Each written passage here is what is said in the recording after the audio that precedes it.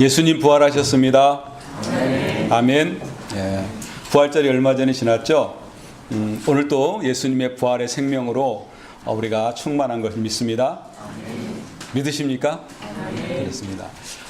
부활의 생명은 우리 믿는 자들의 생명입니다.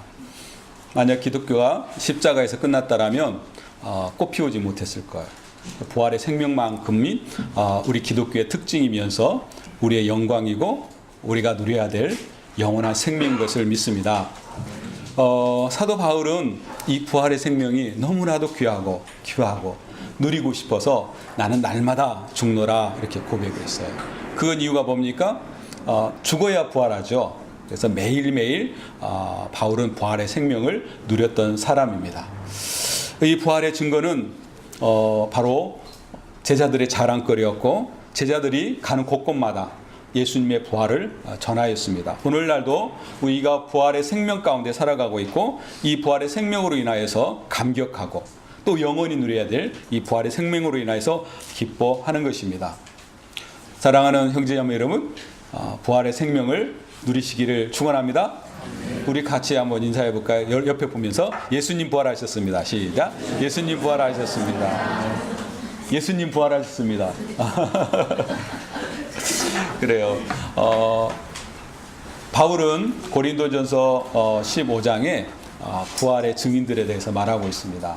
게바에게 보이셨고 11제자에게 보이셨고 500의 형제 일시에 보이셨고 그리고 야고보에게 그리고 마지막에 자신에게도 보이신 예수님에 대해서 증거하고 있습니다. 이 부활의 예수님께서 제자들에게 나타나셨어요. 예수님께서 제자들에게 나타나실 때 호련히 갑자기 생각지 못했던 시간들에 나타나셔서 제자들을 만나주시고 제자들에게 귀한 말씀을 가르쳐 주셨습니다. 그런데 오늘 말씀을 보니까 예수님께서 호련히 나타나신 것이 아니라 약속하고 나타나셨어요. 약속. 오늘 16절에 보니까 함께 읽을까요? 시작. 11제자가 갈릴리에 가서 예수께서 지시하시는 산에 이르러. 네, 예수님께서 지시하신 산에 이르렀다고 했어요. 물론 예수님의 제자들도 이 지시하신 산에 이르렀어요. 물론 한 장소를 지명해서 약속을 하셨지만 시간도 약속했다는 거죠. 그렇지 않아요? 여러분 3본역에서 만나. 언제 만날 거예요? 그러면 만나고 싶으면 3본역에서 기다려야 되겠죠? 무작정 기다릴 수 없잖아요. 그런데 예수님께서 제자들에게 지시하신 산에서 5월 5일에 만나자 이렇게 말씀하신 거죠. 예수님께서는 당신의 사랑하는 자녀들, 제자들을 만나 주십니다. 오늘 또 여러분을 만나기 위해서 이 자리에 초대한 것을 믿습니다. 예수님께서는 당신의 귀한 사명을 주시기 위해서 제자들을 만나 주신 것입니다. 하나님께서도 당신의 사랑하는 종들을 부르시고 사명을 주시고 위임해 주시기 위해서 만나 주셨습니다. 창세기 12장에서 아브라함을 부르셨어요. 그리고 만나 주셨고 사명을 주셨습니다. 우리가 잘 아는 모세도 광야에서 시내산에서 하나님께서 만나 주셨어요. 그리고 모세에게 말씀하시기를 네가 애굽으로 돌아가서 나의 백성 이스라엘을 이제 끌어내서 약속의 땅 가나안으로 인도하라고 말씀하셨고 모세는 하나님의 이 사명을 감당하게 됐습니다. 성경에 엘리야라는 선지자가 나옵니다. 엘리야는 불의 선지자예요. 그의 하늘로부터 오는 능력으로 바알과 아세라를 섬겼던 우상 숭배자들을 850명이나 단칼에 다 해치웠습니다. 하지만 그는 지치고 고나했어요. 왜요? 이세벨이라는 왕후가 내가 엘리야를 꼭 잡아 죽이겠다라고 선포했기 때문에 그냥 도망을 갔어요. 광야로 도망을 가서 노뎀나무 밑에 있었습니다. 그때도 하나님께서는 그의 천사를 보내서 만나 주십니다. 이사야 선지자도 마찬가지. 이사야 선지자도 만나 주셨어요. 어느 날 환상을 보니까 하나님께서 존전에 계신데 스랍들이 창화하고 있어요. 이 이사야 선지자는 그 광경을 보고 놀랐어요. 라나로 망하였던 입술이 부정하고 입술이 부정한 백성들 가운데서 하나님을 배웠으니 나로 망했다라고 말했습니다. 하지만 하나님은 이사야를 망하게 내버려 주지 않았어요. 하나님께서 제단 숯불을 가져다가 천사를 통해서 입술에 대어서 깨끗게 해주셨다는 것입니다. 사랑하는 형제자매 여러분, 하나님은 당신의 종들을 불러서 사명을 주시기 전에 그들이 가지고 있는 약점, 그들이 가지고 있는 문제들을 해결해 주시는 하나님인 것을 믿습니다. 엘리야는 지치고 고냈어요. 노뎀 나무에 쓰러져 있어요. 육체적으로 쇠진했고 탈진해 있었어요. 이때 하나님은 야 이놈아 깨어라. 네가 바로 얼마 전에 갈멜산에서 그 큰 싸움에서, 영적 싸움에서 승리하고 내 능력을 보지 않았느냐, 일어나! 라고 이렇게 외치지 않았다는 거죠. 말씀 보니까 천사를 통해서 어루만져 주셨어요. 또 이 지치고 기진한 엘리야를 위해서 물과 떡을 준비했어요. 그리고 먹여주시고 위로해 주시는 거죠. 주님은 당신의 일을 맡기기 전에 사랑하는 종이 가지고 있는 약점을 위로해 주시는 거죠. 조금 전에 말씀했던 이사야는 어떻습니까? 나로 망하게 되었다라고 말합니다. 입술이 부정한 백성들 가운데 하나님 보았으니까 죽는 거죠. 그렇죠? 죄 가운데 있는 사람이 하나님을 볼 수 없는 거예요. 그런데 하나님의 그 존재를 보았으니 죽어 마땅한 것이죠. 하나님은 그러한 백성인 죄 가운데 살아가는 이사야 할지라도 죽이지 않고 내치지 않고 제단의 숯불을 가져다가 그를 치료해 주셨다는 거죠. 회복시켜 줬다는 거죠. 영적인 문제를 해결해 주신 거죠. 죄의 문제를 해결해 주신 거죠. 그리고 하나님께서 말씀하시기를 누가 나를 위해서 갈고 누가 나를 대신해서 저 죄악된 백성들이 가서 하나님의 말씀을 선포할고 하고 외쳤을 때 비로소 이사야가 내가 여기 있나이다 나를 보내주셨어요. 하나님께서는 당신의 종들을 불러 만나 주십니다. 오늘 예수님께서 제자들을 만나 주시죠. 우리가 잘 아는 바울도 다메섹 도상에서 예수님을 만났어요. 만남으로 인해서 그의 사명을 감당하는 거죠. 오늘 본 설교의 말씀 제목처럼 선교 예수님의 위임령을 감당하기 위해서 제자들은 예수님을 만날 필요가 있어요. 물론 예수님께서 불러주셔서 만나는 거죠. 하지만 그들의 모든 것들을 회복시켜 주십니다.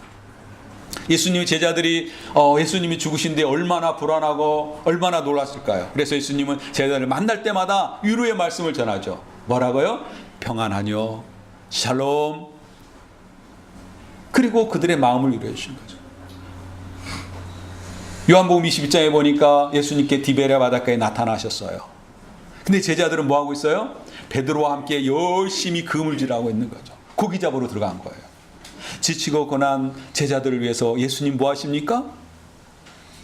바닷가에서 생선과 떡을 굽고 계시는 거예요. 예수님께서 제자들의 아침상을 차리고 있는 거예요. 왜 그랬을까요? 제자들이 지쳐 있으니까. 제가 만약에 예수님이었다면 그러지 않았을 것 같아요. 야 이놈들아 거기서 뭐해?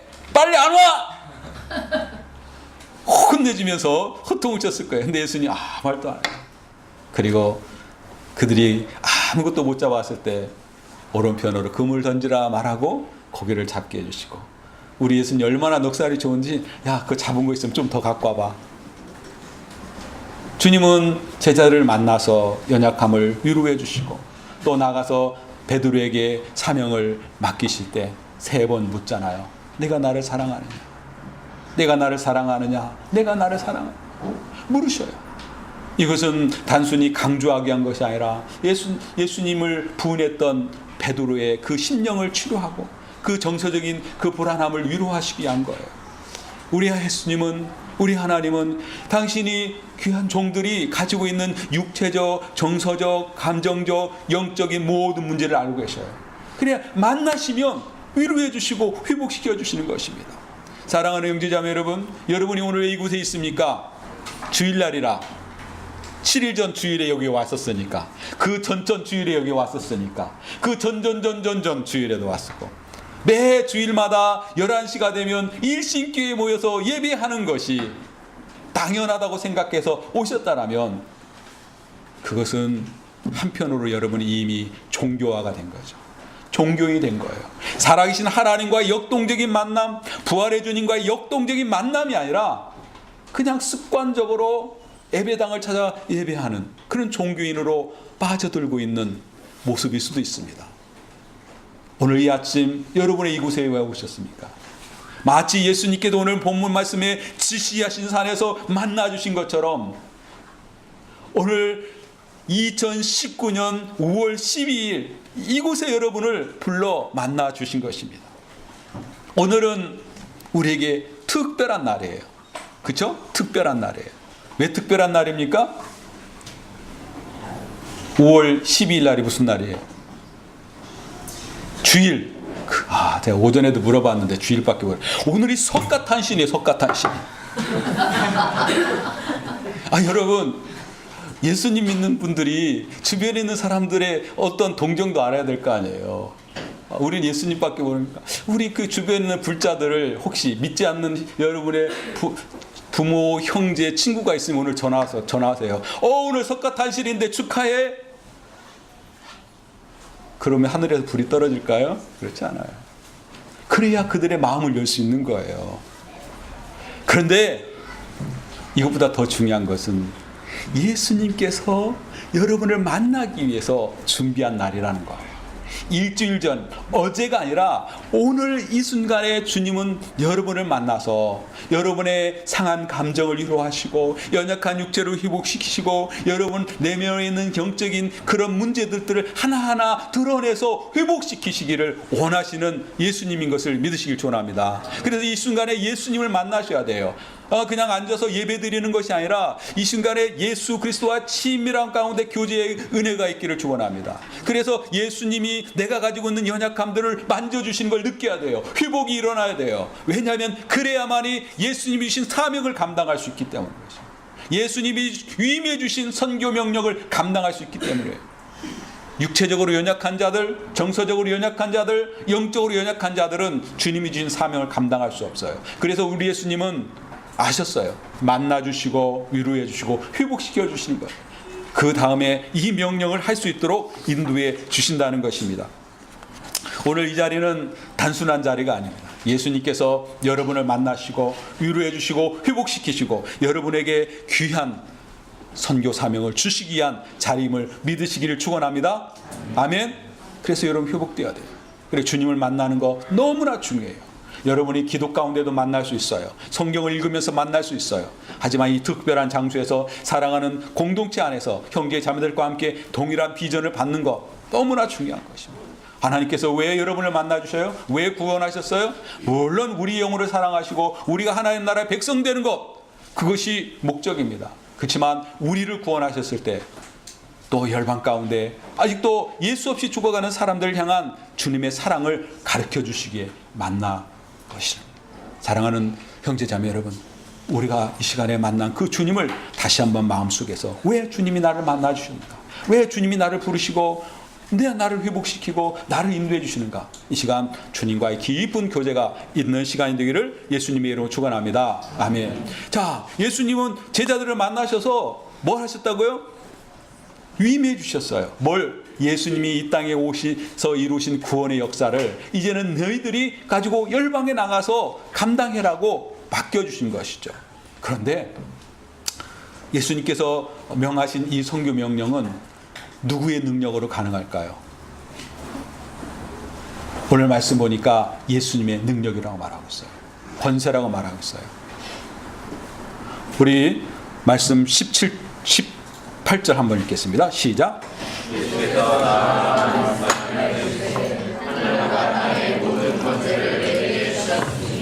아멘.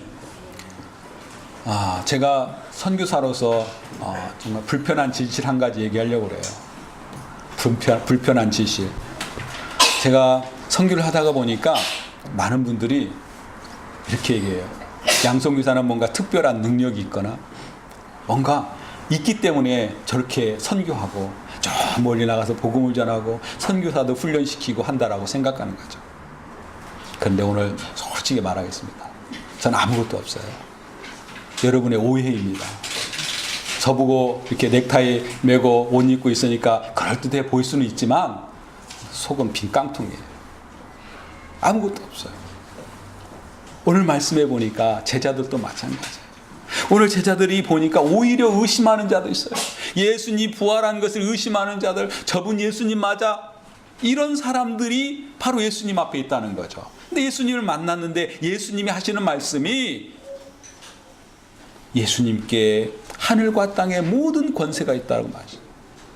모든 권세가 예수님께 있다라는 거예요. 예수님께서 부르셨을 때 사랑하는 제자들의 능력을 본 것뿐 거예요. 그들이 가지고 있는 어떠한 힘을 보고 부른 것이 아니라는 거죠. 여러분과 저를 이곳에 부르신 예수님은 우리들이 각각 가지고 있는 어떤 특별한 은사나 특별한 능력 때문에 부르신 것이 아니라는 거예요. 사랑하시기 때문에 부르셨고 우리에게 유임해 주시게 부르셨어요. 예수님은 어떤 분이십니까? 말씀을 가르치는 권세가 있었어요. 서기관들과 같지 않다라고 사람들은 말하고 있어요. 바람과 바다를 다스리는 권세가 있어요. 귀신을 쫓아내는 능력이 있었어요. 심지어는 오병이어를 통해서 5,000명, 그것도 남자만 5,000명, 5만 명의 사람들을 먹이는 능력도 있어요. 바다 위를 거시는 능력도 있어요. 이 능력에 예수님께서 붙들어 주시고 그에게 위임해 주시겠다는 거예요. 성경 말씀해 보니까 끊임없이 예수님은 제자들에게 당신이 가지고 있는 능력들을 공급해 주십니다. 마가복음 3장 15절에 보니까 제자들에게 귀신을 쫓아내는 권세를 주셨다라고 말하고 있어요. 누가복음 9장 1절에서 2절 말씀 읽으면 예수께서 12 제자를 불러 모으사 모든 귀신을 제어하며 병을 고치는 능력과 권위를 주시고 하나님 나라를 전파하며 앓는 자를 고치게 하시려고 보내시며. 여러분, 제자들은 아무런 능력이 없어요. 제자들은 아무런 힘이 없어요. 그런데 예수님께서 가지고 있는 능력을 주시는 거죠. 뭐 하기 위해서요? 당신이 맡긴 선교 명령을 수행할 수 있도록 하게 한 것입니다. 오늘날 왜 우리가 하나님의 능력, 예수님의 능력을 경험하지 못하느냐? 그것은 바로 예수님이 맡겨준 일을 안 하기 때문에 그래요. 선교 현장에는 이러한 일이 많이 일어납니다. 제가 신학교 다닐 때 얘기를 들려드릴게요. 한 나라에서 선교를 한 선배님 오셨어요. 조심스럽게 말을 꺼내시는 거예요.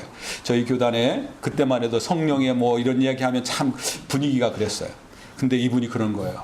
한 가지 이야기가 있다는 거죠. 선교에 도착해가지고 얼마 안 됐는데 하루 저녁에 어떤 아줌마가 막 문을 열고 나가봤더니 불덩이가 된 아기를 끌어안고 와가지고, 무슬림인데 끌어안고 와가지고, 이 아이 지금 불덩인데 고쳐달라고. 무슨 소리냐고. 당신 선교사 아니냐고. 내가 듣자니까 당신 예수는 능력이 있고 고칠 수 있다고 하는데 해달라고. 이분이 생각해 보니까 한국에서 신학 공부하고 목회할 때 한 번도 이렇게 안수기도 한 적이 없는 거예요. 주저주저 하다가 그렇지, 그래도 내가 주님의 종인데 여기까지 와서 이거라도 해야지 하고 끌어안고 간절하게 보냈어요.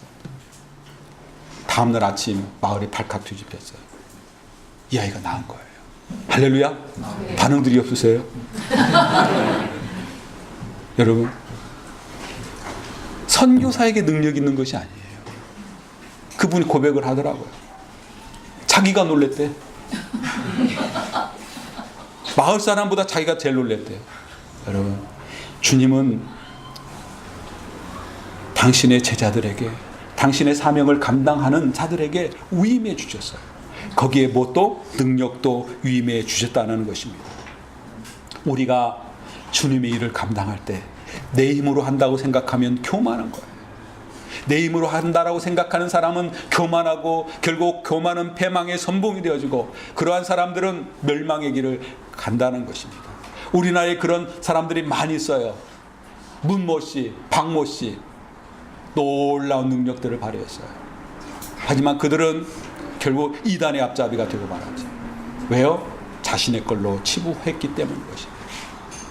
오늘날 우리에게 주신 이 아름답고 귀한 복, 잘 살고 평화로운 이 날들을 때로는 우리 때문에, 우리가 이렇게 했기 때문에 평안하고 안전하고 복된 삶을 산다라고 착각하는 사람들이 있다는 것이죠. 이렇게 되면 어떻게 된다고요? 망한다는 게 망한다는 거죠.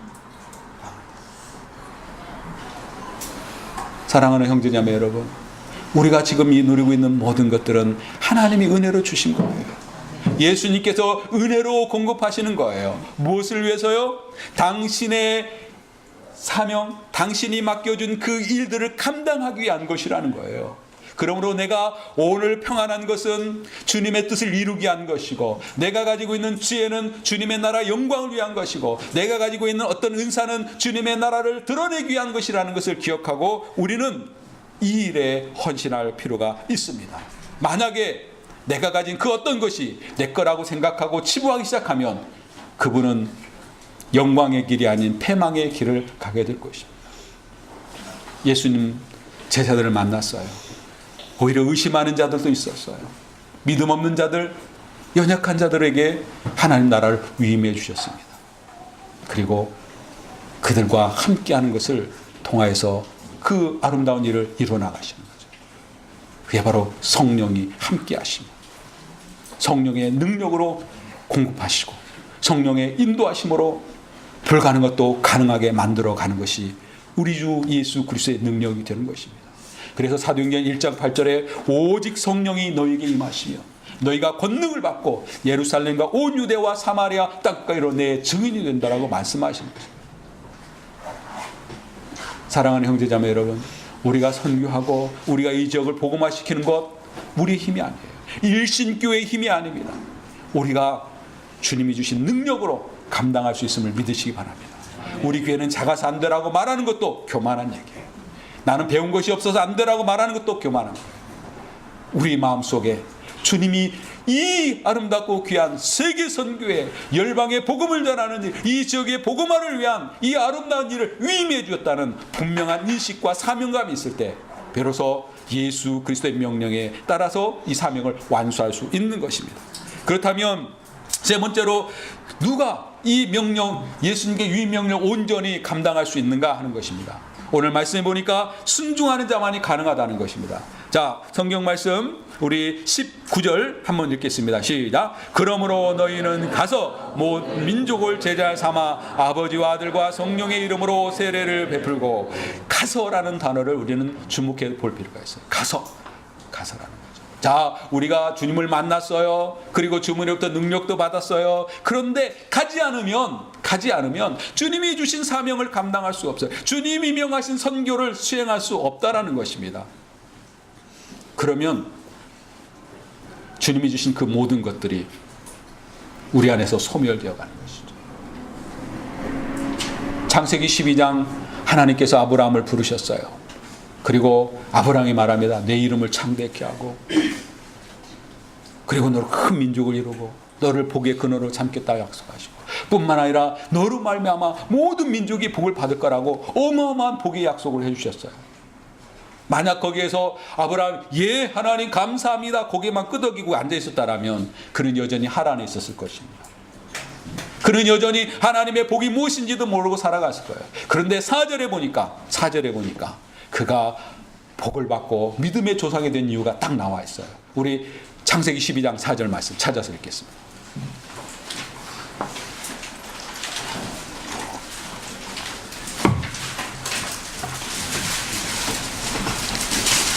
같이 읽겠습니다. 시작.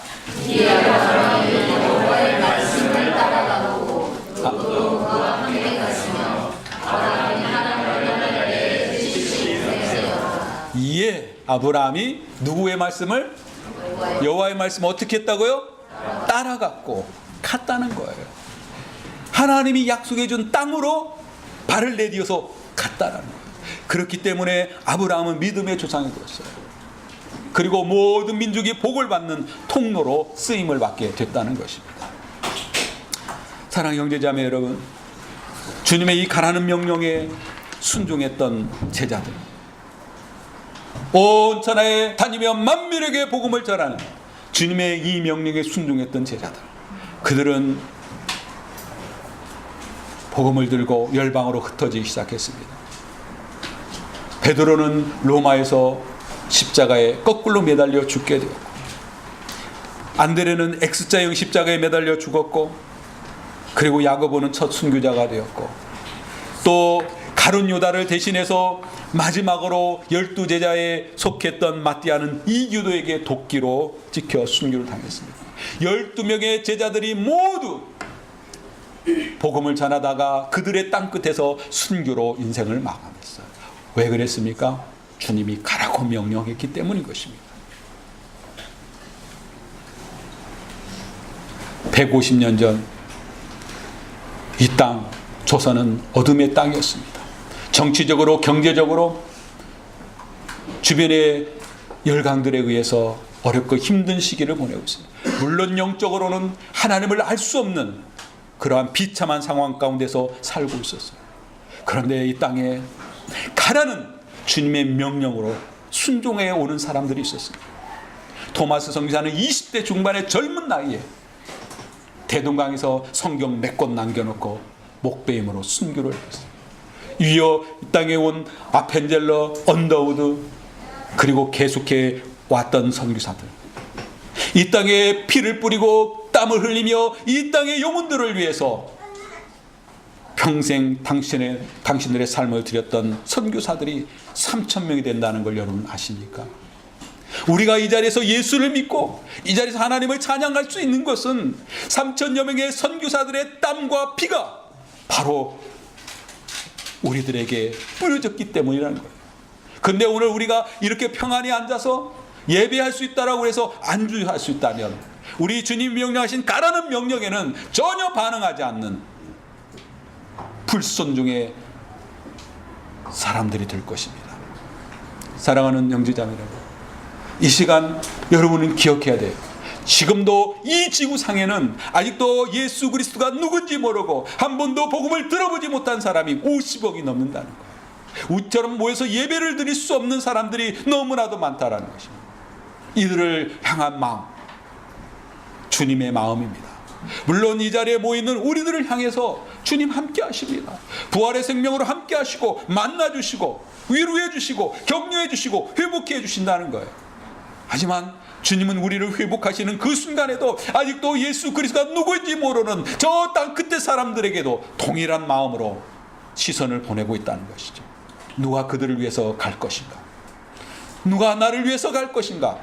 주님은 이 시간 우리를 향해서 질문을 던지는 것입니다. 주님의 이 물음에 응답하는 자만 주님이 주신 이 사명을 감당할 수 있는 것입니다. 성경 말씀에 어느 날 젊은 청년이 예수님을 찾아왔어요. 예수님께 묻습니다. 선생님, 어떻게 해야 영생을 얻습니까? 참으로 아주 고상한 질문이에요. 예수님 말씀은 그래 영생을 얻고 싶구나. 그러면 율법을 지켜야지. 네, 내가 다 했습니다. 예수님께서 그 젊은이를 향해서 말합니다. 그래, 그러면 내 모든 재산을 팔아 가난한 자에게 주고 나를 쫓으라. 이 젊은이는 부자인 거로 근심하며 돌아갔다라고 그랬습니다. 사랑하는 형제자매 여러분, 우리는 구원받고 영생을 얻는 것, 하나님의 자녀가 되는 이 큰 기쁨에는 관심이 있습니다. 하지만 이 젊은이처럼 내 것을 팔고 내 것을 나누어 가난한 자를 주고 주님을 전격적으로 쫓는 데는 등한시 않을 수도 있어요. 근심하여 돌아갔다고 했습니다. 순종하지 않은 모습입니다.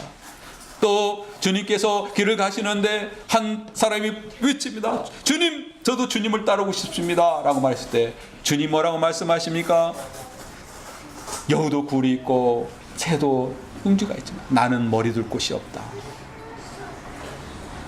또 말합니다. 주님, 내가 선생님 따르겠는데 내가 집에 가서 우리 아버지를 장사하고 돌아온 다음에 하겠습니다. 또 한 사람이 말합니다. 선생님, 제가 따르겠는데 내가 가족들과 인사하고 오겠습니다 라고 말하는 거죠. 유보입니다. 유보. 주님이 지금 가라고 명령했는데, 따르라고 명령했는데 주님의 말씀을 유보시키는 거예요. 잠깐만요, 내가 할 일이 좀 있어요.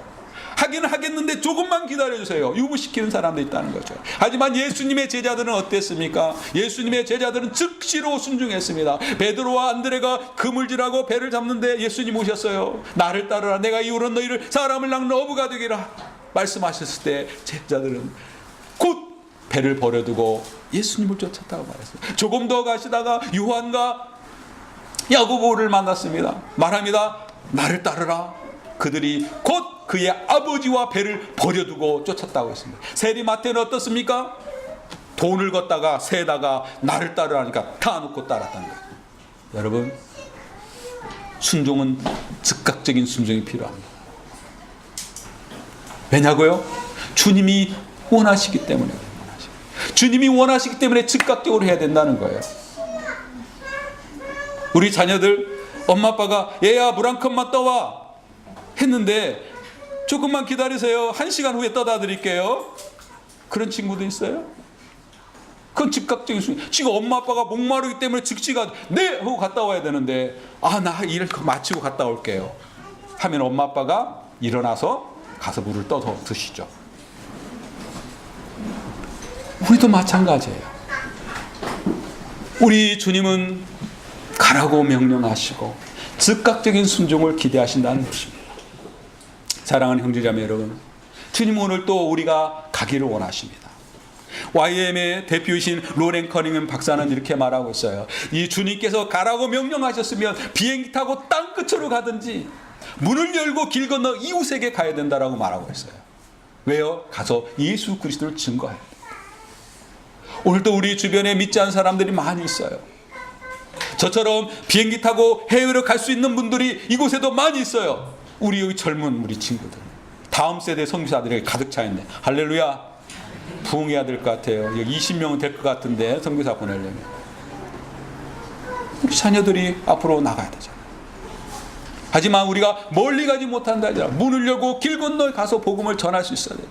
이제 이 안산만 해도 외국인들이 얼마나 많이 있어요. 그들을 우리는 환영해야 돼요. 요즘 한국에 우즈베키스탄에서 많이 오고 있어요. 여러분, 우즈베키스탄에서 온 사람들 잘 대해 주십시오. 선교사들이 우즈베키스탄에 가가지고 한 텀, 두 텀을 견디기 어려워요. 계속 쫓아내는 거예요. 근데 그곳에서 이곳으로 와 있다는 거예요. 그곳에 가면 비자 얻기도 어렵고 정말 예수 믿음에 한번 하기가 그렇게 어려웠는데 이들이 여기 와 있는데 이 우즈벡 사람들에게 예수 믿으라고 한다고 여러분 쫓겨날 때 있어요? 쫓겨나면 어디 가실래요? 없어요.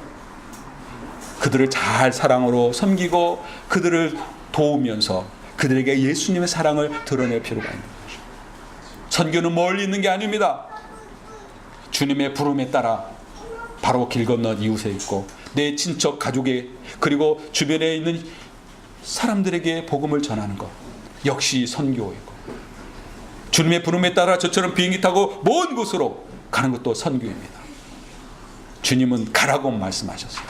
그래서 사도행전 1장 8절에 구분해놨죠. 예루살렘과 온 유대와 사마리아 땅끝이라는. 여러분, 예루살렘에서 복음을 전할 수도 있어요.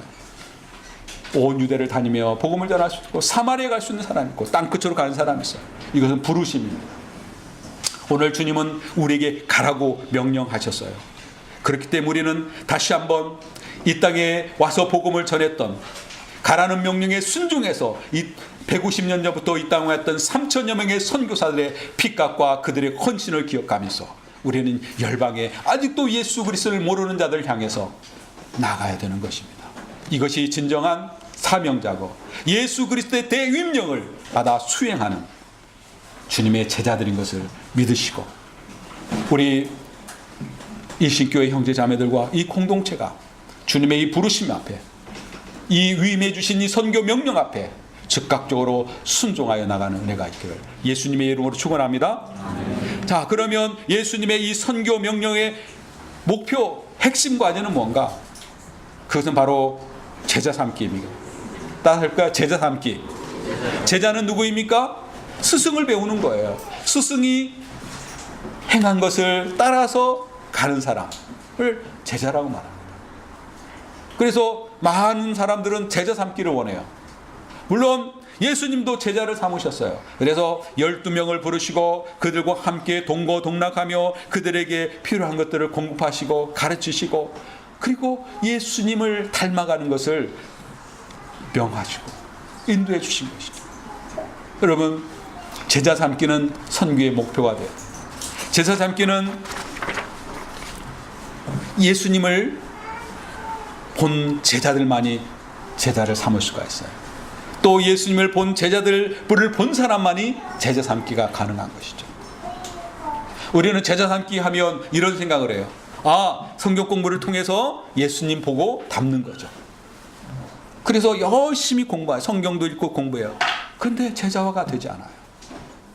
책 몇 권 읽고 성경 공부 몇 시간 하면서 제자가 될 수 있다라고 생각한다면 착각이고 오산입니다. 제자는 보고 닮는 것이에요. 그렇기 때문에 평생에 걸칠 시간적인 필요가 있습니다.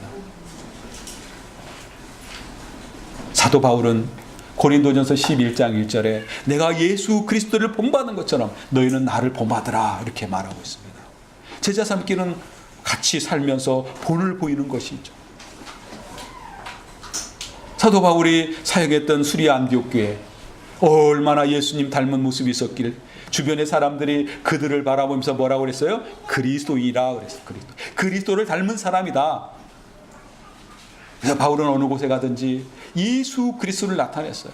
그리고 나를 보고 예수를 배우고 예수를 닮아라고 말한 것이죠. 이것이 주님의 제자 훈련 방법이었어요. 그런데 제가 오래전에 착각을 하고 있었어요. 뭘 착각을 했느냐? 성경 공부 잘해서 자 예수님이 이렇게 사셨습니다. 예수님 닮으세요. 가르치면 되는 줄 알았어요. 근데 바울의 이 고백적인 말씀을 듣고 보니까 아니었습니다. 나를 보고 제자가 나와야 돼요. 내가 예수님을 닮고 그리고 나를 통해서 또 제자가 나와야 되는 거죠. 어떻게 보면 영적인 리더십들이 가야 될 자세인 거죠. 저와 우리 강 목사님 또 여기 영적인 리더들 오래 신앙생활하는 사람들을 통해서 이제 막 이 교회에 온 사람들은 저게 예수님의 모습이구나를 배워야 되는 거예요. 저렇게 사는 것이 예수님처럼 사는 거구나 배워야 되는 거죠. 근데 우리는 뭐라고 말합니까? 나는 부족하고 연약하고 하니까 나 말고 예수님 그냥 다이렉트로 배워 라고 말한다는 것입니다. 이것이 잘못된 제자 훈련이에요. 여러분 우리 자녀들이 있잖아요. 우리 자녀들이 어떤 자녀들이 되기를 원합니까? 나 닮은 자녀가 됐으면 좋겠습니까? 자기. 근데 우리 부모님들이 가끔 착각해요. 야 엄마 아빠는 배운 것도 없고 엄마 아빠는 부족하니까 학교 가가지고 선생님 잘 배우고 잘 닮어? 되겠어요? 그런 부모 없어요. 저희도 아들이 하나 있는데 아들하고 종종 이렇게 이렇게 말로 이렇게 싸워요. 우리 아들하고 벌써 나이 차이가 30년도 훨씬 40년도 넘는 30년이 훨씬 40년도 넘는 우리 아들하고 차이가 나는데 싸워. 그런 말 합니다. 야 아빠가 그런 말 했어? 아니 친구한테 배웠대. 너 그럼 친구 아들 해. 아빠가 그렇게 했어? 아니 누구한테 배웠어? 그럼 너 해. 너 텔레비전에서 배웠다. 그럼 너 텔레비전 아빠 해. 종종 그런 말을 해요. 여러분 부모를 통해서 자녀가 제자화가 되는 거예요. 우리들의 신앙이 결국 자녀들의 신앙이 되는 거예요. 물론 이 공동체 안에 있는 우리 강 목사님의 그 모습이 또 여러분의 신앙이 될 수 있는 거예요. 다른 데 가서 배우는 거 그 제자가 될 수 없는 거예요. 가끔 우리가 텔레비전을 통해서 설교를 듣고 라디오를 설교하면서 은혜 엄청 받아요. 근데 그건 제자화 과정이 아닙니다. 자기 만족의 과정이에요.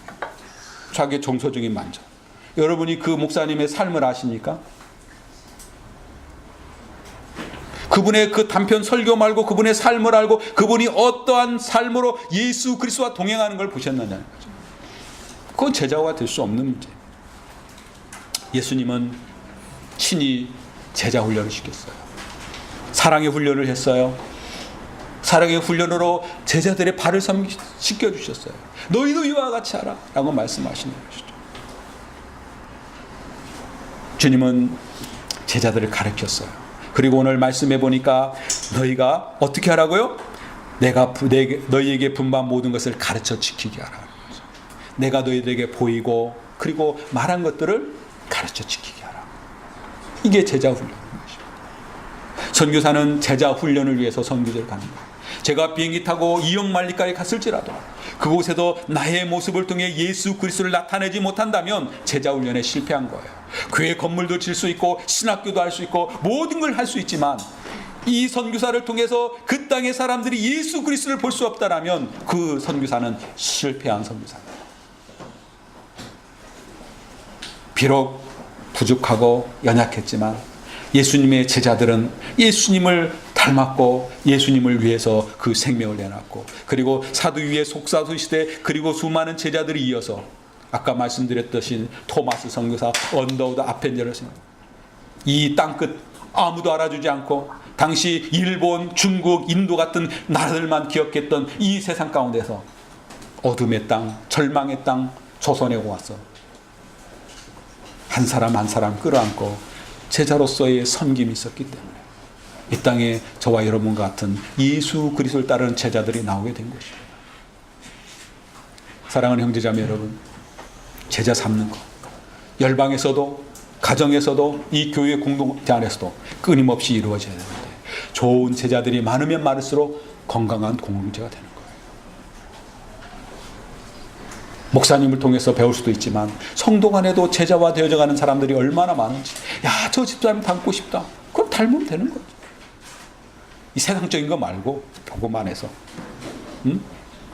이 복음 안에서 서로 닮아가는 거예요. 철이 철을 날카롭게 하듯이 서로 닮아가는 거예요. 그래서 우리 자녀들이 이 공동체에서 자라갔을 때 예수 그리스도를 닮아가는 아름다운 공동체가 되는 것입니다. 주님께서 만나 주셨어요. 그리고 회복시켜 주시고 위로하시고, 너희들의 능력이 아닌 나의 능력으로 이 사명을 감당하라고 부탁하고 있습니다. 저는 이 선교회관에서 끊임없이 얘기할 때마다 꼭 한 게 있어요. 교회의 규모를 보고 선교하지 마라. 내가 가진 어떤 능력을 보고 선교하지 마라. 끊임없이 도전하고 있어요. 그런데 한국교회 목사님들을 만나면 우리는 형편이 안 돼서 못한다는 거예요. 우리 이사 목사님이 저희 선교회에 좀 더 많이 헌금을 하자 해서 이제 어떤 액수가 결정됐어요. 그랬는데 너무 과하게 했는가 봐요. 한 달, 두 달 가는데 돈이, 헌금이 안 나오는 거예요. 그래서 목사님이 내가 이거 하는데 너무 과하게 했는가 보다, 포기해야 되겠다, 좀 줄여야 되겠다 하는 순간이었는데, 어떤 분이 수요일날 예배를 들어왔는데 자기 교인도 아닌데 봉투를 하나 딱 주고 가는 거예요. 1,000만 원 들었어요. 그래가지고 그 돈으로 계속 나오는 일반 선교 헌금에 부족한 걸 채워가지고 한 해를 보냈어요. 그래서 2019년, 작년 일인가 19년도가 또 됐어요. 아니다 그러니까 연초에 작정했던 헌금이 딱 나오는 거예요. 그래서 내가 이것도 문제가 있는 것 같아. 그러니까 이제 포기해야 되겠다 라는 마음을 갖는 순간, 교회 등록도 않고 수일만 나오는 한 집사님이 봉투를 하나 주고 갔는데 이번에 또 1,000만 원이에요. 그래서 목사님이 공식적으로 사과하고 회개했어요.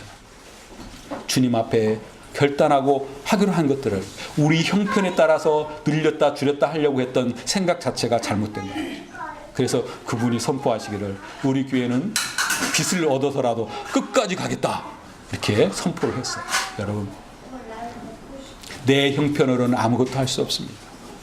내가 가진 지식으로는 아무것도 할 수 없어요. 하지만 주님이 하신다, 주님의 능력으로 한다라는 믿음과 확신으로 나갈 때 주님께서는 공급하시고 역사하시는 것입니다. 그 귀하고 귀한 생명의 복음을 열방에 전하는 거예요. 우리보다도 예수님은 더 간절하고 우리 예수님과 우리 하나님은 더 간절한 거예요. 그래서 이 일을 위해서는 우리 주님이 약속하신 아름다운 약속을 기억해야 할 필요가 있어요. 마지막 우리 절에 보면은, 볼지어다 내가 세상 끝날까지 너희와 항상 함께 있으리라 하십니다. 사랑하는 성도 여러분, 예수님이 왜 우리와 함께 있습니까?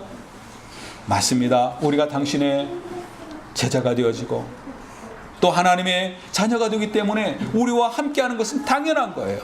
근데 오늘 말씀을 보니까 복음을 들고 열방을 섬기는, 복음을 들고 죽어가는 영혼들을 살려내는 그 곳에 주님이 함께한다라고 약속해 주고 있습니다. 우리는 주님이 함께 하십니다. 하늘과 땅의 권세를 가진 주님이 함께 하십니다. 그것이 보장입니다. 어느 곳에 가든 두려워하지 않고 염려하지 않고 걱정하지 않을 수 있는 유일한 길은 예수님이 함께 하신다. 오늘 이 자리도 우리 부활하신 예수님이 함께하는 것을 믿으시기 바랍니다. 여러분의 근심이 있습니까? 여러분의 낙담된 일이 있습니까? 상한 심령이 있습니까? 여러분의 영혼이 공고합니까? 주님 앞에 여러분을 맡기십시오. 우리 주님이 만져주실 것입니다. 회복시켜 주실 것입니다. 그리고 우리에게 이 부탁의 말씀을 수행하도록 격려해 주실 것입니다. 우리의 능력이 아닙니다. 내가 가지고 있는 어떤 지혜가 아닙니다.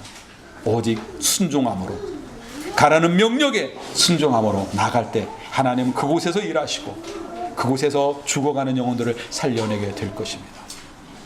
사랑하는 우리 일신교회 공동체가 주님이 오시는 그날까지 오늘 예수님께서 부탁하신 이 말씀을 붙들고 끝까지 순종하며 승리하기를 예수님의 이름으로 축원합니다. 기도하겠습니다. 하나님 아버지 감사합니다. 우리를 불러주시고 만나주시고 위로하시고 격려하시고 회복시켜주시고 이제 주님이 주시는 선교 명령을 감당할 수 있도록 은혜 주시니 감사합니다. 오직 우리에게 필요한 것은 우리의 능력이 아니요 우리의 지혜가 아니요 우리 힘이 아니라 순종하는 것임을 깨달았습니다. 주님 순종하게 하여 주시옵소서. 열방으로 나가든지 문을 열고 이웃에게 나가든지 순종하여 나갈 때 하나님의 복음이 흥왕하여지고 죽어가는 영혼들이 살아날 것을 믿습니다.